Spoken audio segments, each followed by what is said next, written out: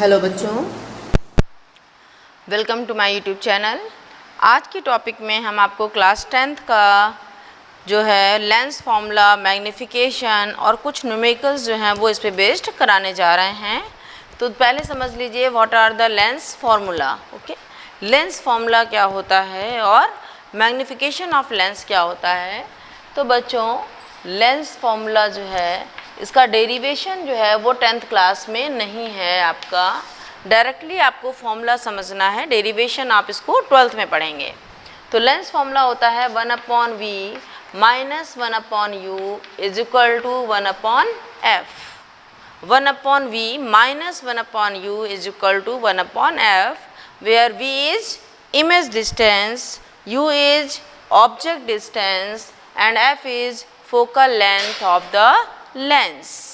v is image distance, u is object distance and f is focal length of the lens. जो image distance है, अब यहाँ पे आप साइन कन्वेंशन और समझ लीजिए कि कब साइन कन्वेंशन हम कैसे यूज़ करेंगे।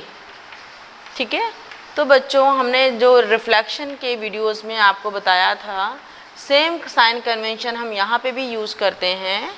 यहाँ पे क्या होगा, अगर हम लाइट रेज के साथ में आ रहे हैं तो साइन जो है वो कैसा होगा, पॉजिटिव होगा। लेकिन अगर हम लाइट रे के अपोजिट डायरेक्शन पे जा रहे हैं तो साइन जो होगा वो नेगेटिव होगा। जैसे ये ऑब्जेक्ट था, लाइट रे यहाँ पे आ रही थी, हम डिस्टेंस अगर इधर मेजर करेंगे तो वो पॉजिटिव। यहाँ पे डिस्टेंस क्या होगी, अगर हमारे पास v इस साइड आ रही देन ये पॉजिटिव हो गया, और अगर v इस साइड आ रही है तो ये v क्या हो गया, निगेटिव हो गया। हमेशा हम डिस्टेंस कहाँ से मेज़र करते हैं, डिस्टेंस मेज़र करते हैं optical centre of the lens. अब हमारे पास u जो है, अगर यहाँ पे सपोज करो लेंस है तो बच्चों u जो होगा वो तो हमेशा ही निगेटिव होगा, क्योंकि हम डिस्टेंस इधर से इधर ले रहे हैं। तो u इज़ ऑलवेज निगेटिव, ये ध्यान रखिएगा, u इज़ ऑलवेज निगेटिव।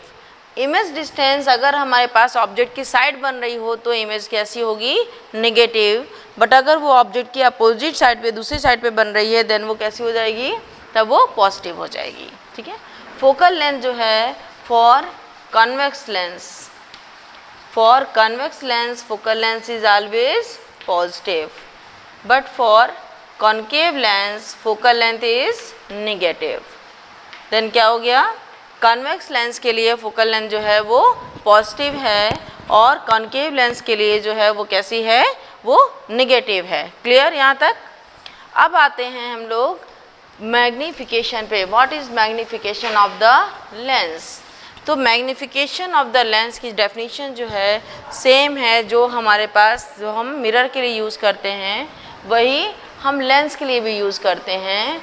ये हो गया magnification of the lens. Magnification of lens is defined as the ratio of height of image to the height of object. The ratio of height of image to the height of object is defined as a magnification of the lens. आप इसको ऐसे भी लिख सकते हो, I/O, that is image size upon object size. तो ratio of image size to the object size is also known as magnification, और we can say that ratio of height of image to the height of object is defined as magnification. Okay बच्चों, ठीक। अब हम लोग एक formula और पढ़ेंगे कि मैग्नीफिकेशन जो है, मैग्नीफिकेशन और ऑब्जेक्ट डिस्टेंस और v डिस्टेंस उसमें क्या रिलेशन है।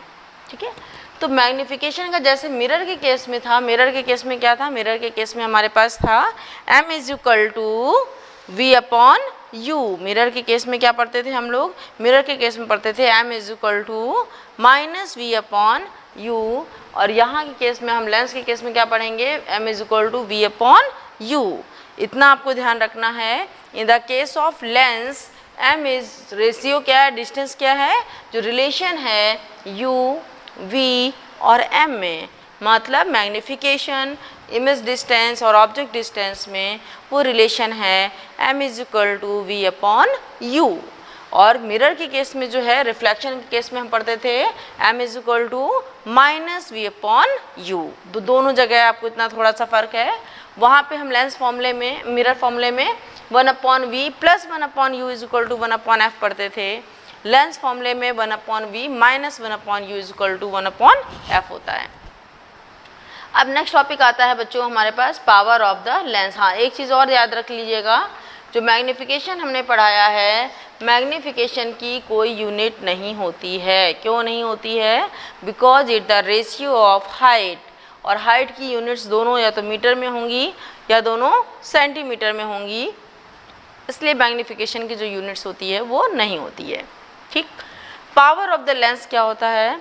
Power of the lens is defined as the reciprocal of focal length when focal length is in meter, when focal length is in meter। क्या इसकी दूसरी डेफिनेशन हम और पढ़ सकते हैं? The ability of a lens to converge the rays, the ability of a lens to converge the rays और diverge the rays is known as a power of a lens. तो जो बेसिक डेफिनेशन है वो है the ability of a lens to converge the rays और to diverge the rays is known as power of a lens. It is defined by, it is represented by P, capital P, it is represented by capital P, and इसका जो formula होगा वो क्या होगा? Formula होगा it is a reciprocal of focal length when focal length is in meter।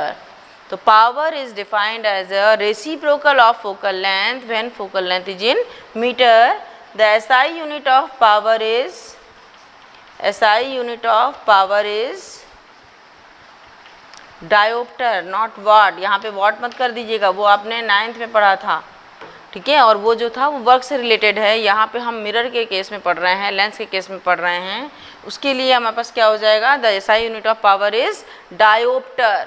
Dioptre, और dioptre का symbol जो होता है वो कैपिटल D होता है। जो the SI unit of power is dioptre, याद रखिएगा, dioptre, DIOPTER, dioptre, and it is represented by capital D। अब हमने बताया बच्चों कि कन्वेक्स लेंस की फोकल लेंथ पॉजिटिव होती है, देन पावर भी क्या होगी? पॉजिटिव होगी। तो power for convex lens is positive, power for concave lens is negative. तो अगर आपको कन्वेक्स लेंस दिया गया है, देन आपको वहाँ पे क्या करनी है? फोकल लेंथ एंड पावर दोनों को पॉजिटिव साइन लगाना है। और अगर आपको वहाँ कनकेव लेंस दिया गया है, देन वहाँ पे पावर भी नेगेटिव होगी और फोकल लेंथ भी नेगेटिव होगी। हम एक फॉर्मूले और बताने जा रहे हैं आपको, आपकी NCERT बुक में नहीं है। अगर टू लेंसेज को हम कंबाइन कर दें, मतलब दोनों लेंसेज को या तो हम आपस में कनेक्ट कर दें या फिर एक दूसरे के क्लोज रख दें, उस केस में, ठीक है, फॉर कॉम्बिनेशन ऑफ लेंसेज जो हैं वहाँ पे फोकल लेंथ क्या हो जाएगी और पावर क्या हो जाएगी? तो फॉर कॉम्बिनेशन ऑफ लेंसेज के लिए टोटल जो फोकल लेंथ होती है वो क्या हो जाएगी? 1/f1 plus 1/f2। When we combine two lenses, then resultant focal length will be 1/f is equal to 1/f1 plus 1/f2। But when and power is, तो हम आपको यहाँ बताने जा रहे हैं, when we combined focal length two lenses, then resultant focal length will be 1/f1 plus 1/f2।